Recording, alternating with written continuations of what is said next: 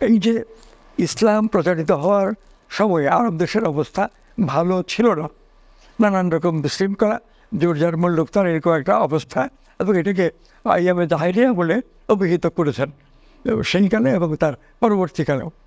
পৃথিবীর প্রত্যেক জাতির মধ্যেই যখন বড় বড় পরিবর্তন হয় তখন সমাজের একটা চাহিদা থাকে পরিবর্তনের, এবং সেইখানে একজন নেতা, একজন মনীষী আত্মপ্রকাশ করেন।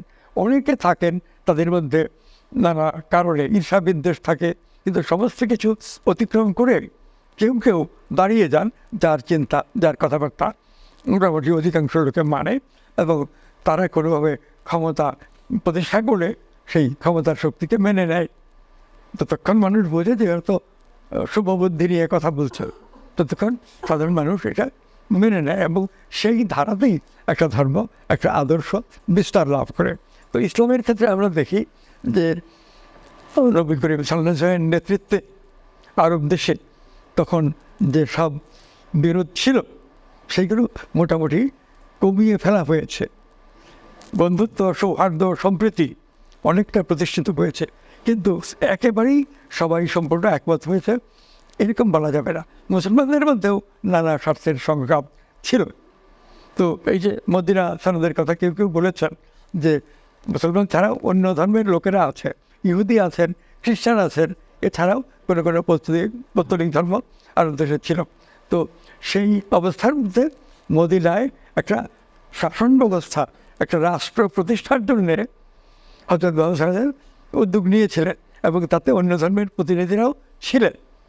এই যে কথাটা একজনে বলেছিলেন যে এই কী বলে, নবী করিম এই কথাটা এতে মানে উদ্ধৃত থাকলে উল্লেখ থাকলে ওই কী বলে অন্য ধর্মের কোনো কোনো লোকে বলেছেন যে তাহলে আমরা এটাতে একমত হব না। তখন হযরত মুহাম্মদ বললেন যে এটা লেখার নবী এই কথাটা লেখার কোনো দরকার নেই, আমাদের দরকার ঐক্য, সম্প্রীতির মধ্যে আমরা বাঁচব, এবং আমরা আমাদের এলাকায় নানা ধর্মের নানা মতের লোকেরা ওই যে শান্তিপূর্ণ সহাবস্থান চাই, তার জন্য এই এগ্রিমেন্ট বা এই চুক্তি ওইভাবে এটা করলে তো এইটা আজকের দিনে মনে হবে খুব সামান্য বিষয়, কিছু না, কিন্তু সেই গানে মানুষের শিক্ষা দীক্ষা, জীবনযাত্রার অবস্থা, আরব দেশের অবস্থা যেমন ছিল, তো এইটাও একটা অনেক বড় অ্যাচিভমেন্ট ওই সময়ের জন্য তো বটেই। আজকের দিনে বাংলাদেশেও এই মদিনা সনদ দেখে এইটা থেকে শিক্ষা নিয়ে বাংলাদেশের রাজনীতিকেও উন্নত করার সুযোগ আছে। তবে মূল একটা ব্যাপার হলো সদিচ্ছা। যদি সদিচ্ছা না থাকে তাহলে যত ভালো ভালো কথাই বলা হোক, যত জ্ঞানের পরিচয়ই দেওয়া হোক, সেই ভালো ভালো কথা এবং জ্ঞান ভালোভাবে কার্যকারিতা হয় না, মানুষ বিশৃঙ্খলায় পড়ে, কিছু লোকে সব সুযোগ সুবিধা নিয়ে নেয়, বাকিরা বঞ্চিত হয়। তো এইসব মানে বিষয় গুরুত্বপূর্ণ, এগুলো আমাদের বিবেচনা করতে হবে, অনেক জানতে হবে। এখন ধরেন হযরত মুহাম্মদের পরে খলিফা হিসেবে, খলিফা মানে কি, নবী করিম সাল্লাল্লাহু আলাইহি ওয়াসাল্লামের প্রতিনিধি হিসেবে আবু বকর, হযরত আবু বকর আসলেন। হযরত আবু বকর আমার যতদূর মনে পড়ে হযরত মুহাম্মদের চাইতেও বয়সে কিছু বড় ছিলেন এবং ঘনিষ্ঠতম সম্পর্ক ছিল। শেষ দিকটায় কখনো কখনো এই নামাজে ইমামতি করার জন্য হযরত মুহাম্মদের অসুস্থতা থাকা বা এইসব কোনো কারণে আবু বকরকে নামাজে করার ইমামতি করার কথা বলতে। তো এইসব থেকে হযরত মুহাম্মদ সাল্লাল্লাহু আলাইহি ওয়াসাল্লামের মৃত্যুর পরে আবু বকরই খলিফা হন, এবং দেখা গেল যে নবী করিম সাল্লাল্লাহু আলাইহি ওয়াসাল্লামের মৃত্যুর পরে আরব দেশে যে পুরনো বিরোধ ছিল সেইগুলো নূতন করে আবার জেগে উঠছে। তাতে ওই হযরত আবু বকর সাফল্যের সঙ্গে সেইগুলি মানে মীমাংসা করে শান্তিপূর্ণ সহাবস্থানের দিকে অগ্রসর হচ্ছিলেন, কিন্তু তিনি বেঁচে ছিলেন মাত্র 2 বছর। তারপরে হযরত উমর আসেন। হযরত উমর সম্পর্কে অনেক কথা অনেক জায়গায় আপনারা দেখেছেন, পড়েছেন। তো হযরত উমর তো মসজিদে নামাজ পড়া অবস্থায় তাকে হত্যা করা হয়। কে হত্যা করে? একজন ইহুদি কার্পেন্টার, মানে রাজমিস্ত্রি মসজিদে ঢুকে তাকে হত্যা করে। কিন্তু ওই রাজমিস্ত্রি তো নিজের বুদ্ধিতে নিজের কোনো স্বার্থের জন্য করেন নাই, এই কাজটা করিয়েছে মুসলমানদের মধ্য থেকেই, মানে 1-2 লোকে। স্বার্থের সংঘাত মুসলমান হলেও তাদের মধ্যে পারস্পরিক থাকে। তো সেদিক থেকে বললাম যে হযরত উমরের যে হত্যাকাণ্ডের ঘটনা, এটাও মুসলমান সমাজের ভেতরে হয়েছে, অন্য শক্তি এখানে তুচ্ছ ছিল। ইসলাম অবলম্বন করলেও ভেতরে ভেতরে অনৈক্য ছিল। তারপরে ধরেন হজরত ওসমান খলিফা হলেন।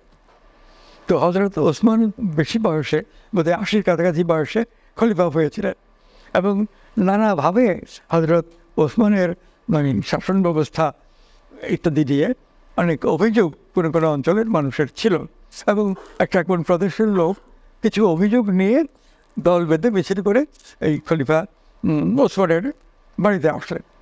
তো খলিফা ওসমান তখন তাদের সাথে কথাবার্তা বলে একটা সমঝোতা করলেন, এবং ওই তারা আমরা মীমাংসা করে ফেললাম এই বলে ফেরত যাচ্ছিলেন। এর মধ্যে কোথা থেকে কোনো একটা কোয়ার্টার ওই লোকদের বলছে যে তোমরা নিজেরা কাছে যাবে, ওখানে গেলে তোমাদেরকে বন্দি করবে, তোমাদেরকে প্রাণদণ্ড দেবে, তোমরা যে অপরাধ করেছো খলিফা ও তাদের উষ্ট্র। এইটা কারা বলেছে, কীভাবে বলেছে, সেটার প্রমাণ খোঁজ করে পাওয়া যায় কিনা জানি না, কিন্তু এইরকম কথার পরে ওই লোকগুলো আবার হজরত ওসমানের বাড়িতে আসলেন এবং তার বাড়ির চারপাশ ঘেরাও করে রাখলেন। হজরত আলী সেই সময়ে এদের সামনে গেলেন এবং খলিফাকে রক্ষা করার জন্য চেষ্টা করলেন, এবং রক্ষা করতে নিয়ে গেছে।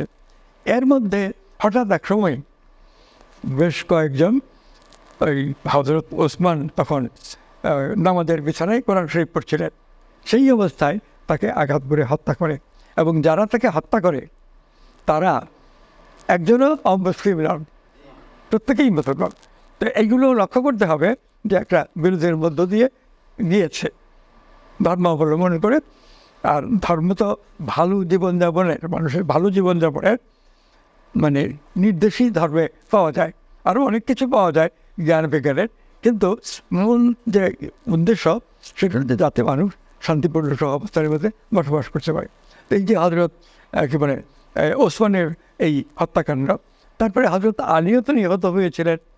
এরপরে কারবালার যুদ্ধ, এবং সেই কারবালার যুদ্ধ এগুলোর চাইতেও বড় ঘটনা, এবং এই কারবালার যুদ্ধের কথা মুসলমানদের মধ্যে শিয়া বলিদের সম্প্রদায় আছে, তারা খুব গুরুত্ব দিয়ে উদযাপন করে, এবং ইয়া হুসেন ইত্যাদি কথা বলেন। অর্থাৎ তারা বোঝাতে চান যে ইমাম হুসেন কে এই হত্যাকাণ্ড এবং তার পরিবারের লোকদেরকে এইটা ইসলামকে ধ্বংস করার জন্যই ওরা করেছিল, এরকম নানান কথা আছে। তো এইগুলো আমাদের বিচার করে দেখতে হবে। তারপরে এই খেলাফত, এটা বর্তমানে যে ইরাক, বাগদাদ, ওই সব জায়গায় ছিল, এবং সেখান থেকে একসময় তুরস্কে যায়। অটোমান এম্পায়ার, যেটাকে ইংরেজরা বলে, ওসমানিয়া খেলাফত শাসনকাল, এটা দীর্ঘ সময়ে ছিল, এবং একটা পর্যায়ে গিয়ে এটা শেষ হয়ে গেল। তখন আমাদের বাংলাদেশেও কলকাতা পার্শ্ববর্তী এলাকায় খেলাফত আন্দোলনের নামে আন্দোলন হয়েছে। ওই ওসমানিয়া সাম্রাজ্য একটা দীর্ঘ সময় এই মুসলমানদের যে গৌরব, গর্ব এবং অন্য যে কোনো ধর্মের লোকদের তুলনায় উৎকৃষ্ট, এইসব প্রতিপন্ন হয়েছে। কিন্তু একটা সময়ে এই যে মোস্তফা কামাল তুরস্কের, তো মোস্তফা কামাল তিনি যখন ওখানে শাসক হলেন, তখন তার উদ্যোগ ছিল যে গোটা ইউরোপে দেখা যায় যে তুরস্কের মুসলমানরাই সবচাইতে দুর্বল, শিক্ষা দীক্ষায় অনেক পশ্চাৎবর্তী, আর্থিক দারিদ্র্যও আছে। তো এই সব ব্যাখ্যা করে তিনি একটা বিপ্লব সাধন করলেন, এবং চারপাশের বহু রাষ্ট্রের, প্রায় সব রাষ্ট্রের যারা এইগুলিতে করেন খুব শ্রদ্ধা লাভ করেন, নিজের দেশের ভিতরেও খুব শ্রদ্ধা লাভ করেন। তিনি খিলাফত ভেঙে দেন এবং ইউরোপের আধুনিক চিন্তাধারা গ্রহণ করে আমাদের জীবনযাত্রা নির্বাহ করতে হবে, এবং আমরা যদি উন্নত ইউরোপীয় চিন্তা আত্মস্থ করে ইসলামের সঙ্গে সমন্বিত করে গ্রহণ করতে পারি, তাহলে আমরা উন্নত হতে পারবো নানান দিক থেকে। তো এই সব বক্তব্য, এইসব কারণে ওই মোস্তফা কামাল যেভাবে বলেছেন, যেভাবে কাজ করেছেন, গোটা পৃথিবীতে ওই মোস্তফা কামালের কাজের খুব মর্যাদা ছিল। আমাদের দেশে খিলাফত রক্ষার জন্য কিছুটা আন্দোলন হয়েছিল, কিন্তু খিলাফত যখন ভেঙে গেল, তখন যারা শিক্ষিত লোক ছিলেন মুসলমানদের মধ্যে, তারা সবাই ওই মোস্তফা কামালকেই সমর্থন দেয়। আর কমিউনিস্ট রাষ্ট্র রাশিয়া, সেখান থেকে লেনিন এই মোস্তফা কামালকে সমর্থন দেন। তিনি যে কাজ করেছেন এটা তুর্কি জাতিকে উন্নত করার জন্য এবং উন্নত জ্ঞান বিজ্ঞান আমাদের গ্রহণ করতে হবে। নানা ধর্ম নানা মতের লোক থাকবে পৃথিবীতে,